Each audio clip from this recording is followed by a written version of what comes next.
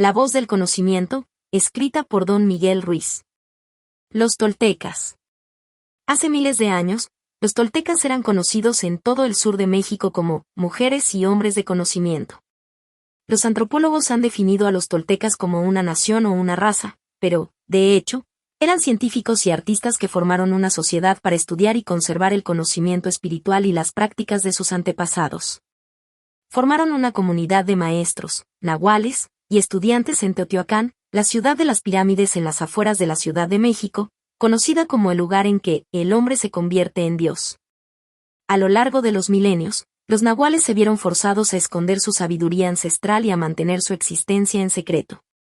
La conquista europea, unida a un agresivo mal uso del poder personal por parte de algunos aprendices, hizo necesario proteger el conocimiento de aquellos que no estaban preparados para utilizarlo con buen juicio, o que hubieran podido usarlo malintencionadamente para obtener un beneficio personal.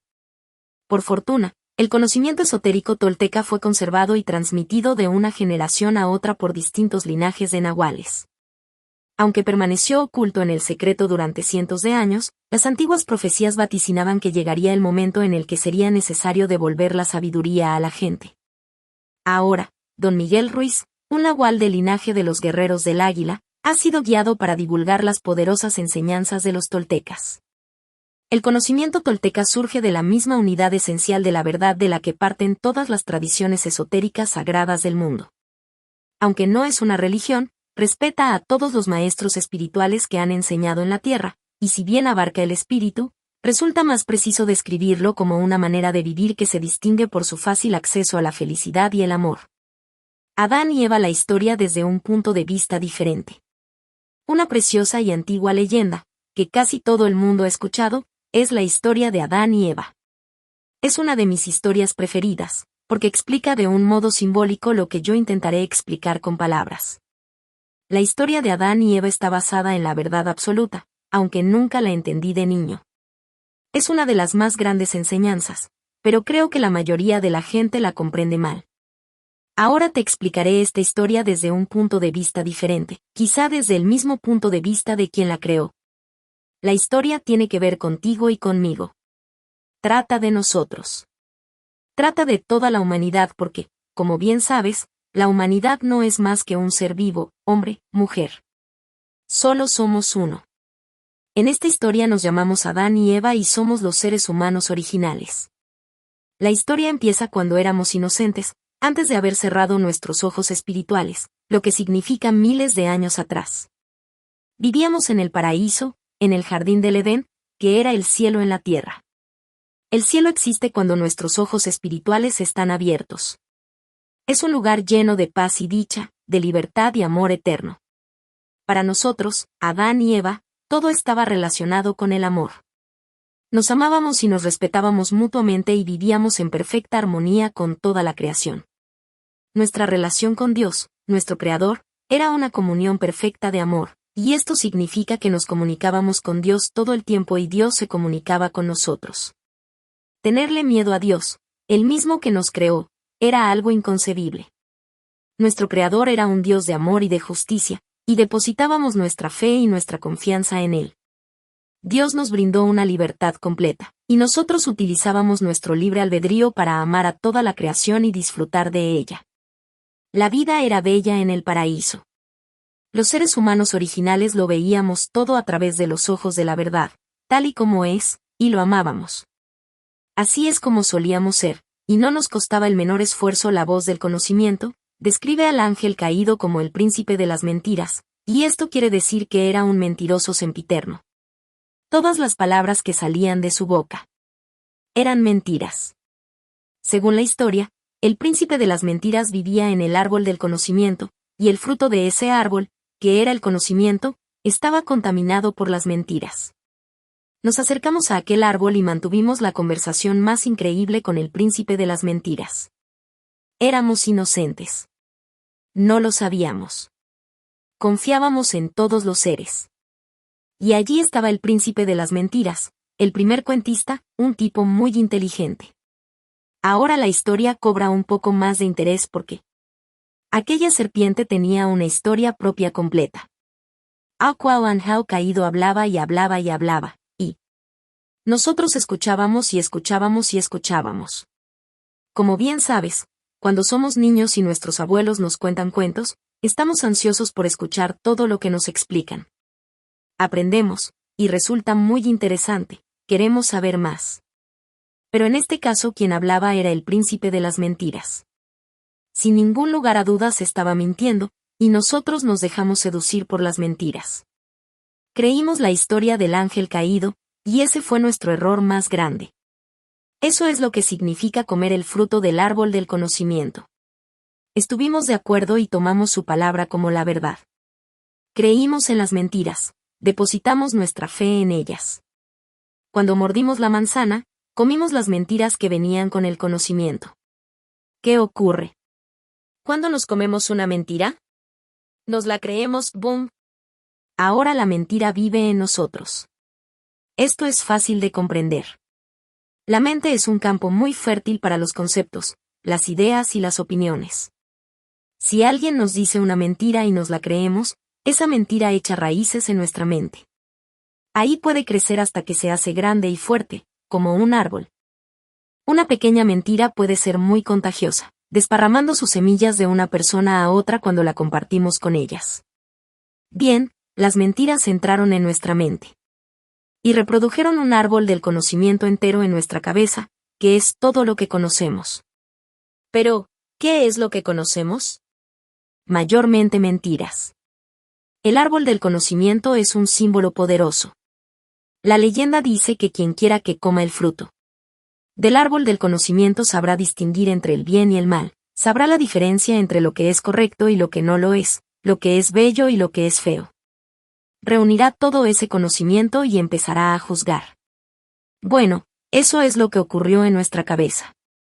El simbolismo de la manzana es que cada concepto, cada mentira, es igual que un fruto con una semilla. Cuando ponemos una semilla en una tierra fértil, la semilla del fruto crea otro árbol. Ese árbol reproduce más frutos, y por el fruto conocemos el árbol. Ahora, cada uno de nosotros tiene su propio árbol del conocimiento, que es nuestro sistema personal de creencias. El árbol del conocimiento es la estructura de todo lo que creemos. Cada concepto, cada opinión forma una pequeña rama de ese árbol, hasta que acabamos con un árbol del conocimiento entero. Tan pronto como ese árbol toma vida en nuestra mente, oímos al ángel caído hablar muy alto. El mismo ángel caído, el príncipe de las mentiras, vive en nuestra mente. Desde el punto de vista tolteca, un parásito vivía en ese fruto, nos lo comimos, y el parásito entró en nosotros. Ahora el parásito está viviendo nuestra vida. El cuentista, el parásito, nace en nuestra cabeza y sobrevive dentro de ella porque lo alimentamos con nuestra fe. La historia de Adán y Eva explica cómo la humanidad cayó del sueño del cielo al sueño del infierno. Nos explica de qué modo nos convertimos en lo que somos ahora. La historia normalmente dice que solo dimos un mordisco a la manzana, pero esto no es verdad. Creo que nos comimos todo el fruto de aquel árbol, y nos pusimos enfermos al hartarnos de mentiras y veneno emocional. Los seres humanos se comieron todos los conceptos, todas las opiniones y todos los cuentos que nos explicó el mentiroso, aun cuando no era la verdad.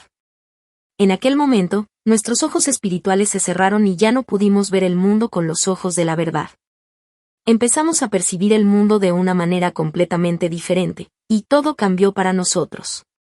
Con el árbol del conocimiento en la cabeza, solo podíamos percibir el conocimiento, solo podíamos percibir las mentiras. Ya no vivíamos más en el cielo, porque no hay lugar para las mentiras en el cielo. Así es como los seres humanos perdimos el paraíso. Soñamos mentiras. Creamos el sueño entero de la humanidad, individual y colectivamente, basándonos en mentiras. Antes de que los seres humanos nos comiéramos el fruto del árbol del conocimiento, vivíamos en la verdad. Solo decíamos la verdad. Vivíamos con amor y sin miedos. Tras comernos el fruto, nos sentimos culpables y avergonzados. Nos juzgamos a nosotros mismos diciéndonos que ya no éramos lo bastante buenos, y por supuesto, juzgamos a los demás del mismo modo. Con el juicio vino la tendencia a tener opiniones opuestas, la separación, y la necesidad de castigar y ser castigados. Por vez primera dejamos de tratarnos con amabilidad, dejamos de respetar y amar todo lo que Dios había creado. Empezamos a sufrir y a culparnos a nosotros mismos, a los demás e incluso a Dios. Dejamos de creer que Dios era todo amor y justicia. Creímos que Dios nos castigaría y nos haría sufrir. Era una mentira, pero la creímos, y nos separamos de Dios. Desde este punto, resulta más fácil entender cuál es el significado del pecado original. El pecado original no es el sexo. No, eso es otra mentira. El pecado original es creer en las mentiras provenientes de la serpiente del árbol, del ángel caído. El significado de la palabra pecado es obrar en contra. Todo lo que decimos, todo lo que hacemos en contra de nosotros es un pecado. Pecar no tiene nada que ver con la culpa o la condena moral. Pecar es creer en mentiras y utilizar esas mentiras en contra de nosotros. Desde ese primer pecado, desde esa mentira original, nace el resto de nuestros pecados. ¿Cuántas mentiras oyes en tu cabeza? ¿Quién está juzgando? ¿Quién está hablando? ¿Quién tiene todas esas opiniones? Si no amas es porque esa voz no te deja amar. Si no disfrutas de tu vida es porque esa voz no te permite disfrutar de ella. Y no solo eso, el mentiroso que está en nuestra cabeza siente la necesidad de expresar todas esas mentiras, de explicar su historia. Compartimos el fruto de nuestro árbol con los demás, y dado que ellos tienen el mismo tipo de mentiroso, nuestras mentiras se unen y se vuelven más poderosas. Ahora odiamos más. Ahora hacemos más daño. Ahora defendemos nuestras mentiras y nos convertimos en seguidores fanáticos de nuestras mentiras. Los seres humanos incluso nos destruimos los unos a los otros en nombre de esas mentiras. ¿Quién está viviendo nuestra vida? ¿Quién está tomando nuestras decisiones? Creo que la respuesta es obvia. Ahora sabemos qué está sucediendo en nuestra cabeza. El cuentista está ahí, es la voz en nuestra cabeza. Esa voz habla y no deja de hablar, y nosotros escuchamos y nos creemos cada palabra. Esa voz juzga sin cesar. Juzga cualquier cosa que hagamos, cualquier cosa que no hagamos, cualquier cosa que sintamos, cualquier cosa que no sintamos, cualquier cosa que alguien haga. Está chismorreando continuamente en nuestra cabeza y ¿qué es lo que surge de esa voz? Mentiras, principalmente mentiras. Esas mentiras captan nuestra atención, y lo único que somos capaces de ver son mentiras. Esa es la razón por la cual no vemos la realidad del cielo que existe en este mismo lugar, en este mismo momento. El cielo nos pertenece porque somos los hijos del cielo.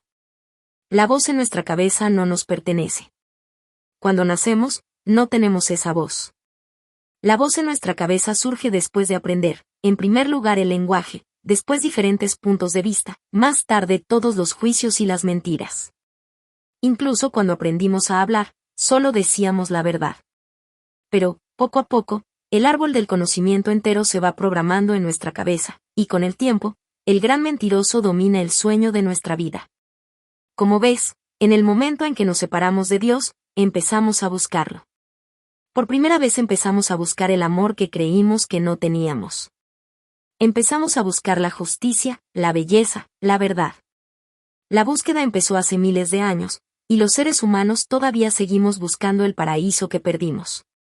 Buscamos ser lo que éramos antes de creer en las mentiras, auténticos, verdaderos, amorosos, dichosos. La verdad es que estamos buscando nuestro yo. ¿Sabes? Lo que Dios nos dijo era verdad, si comemos el fruto del árbol del conocimiento, podemos morir. Nos lo comimos y estamos muertos. Estamos muertos porque nuestro yo auténtico ya no está ahí. El que está viviendo nuestra vida es el gran mentiroso, el príncipe de las mentiras, esa voz en nuestra cabeza. Lo denominas pensar. Yo lo denomino la voz del conocimiento.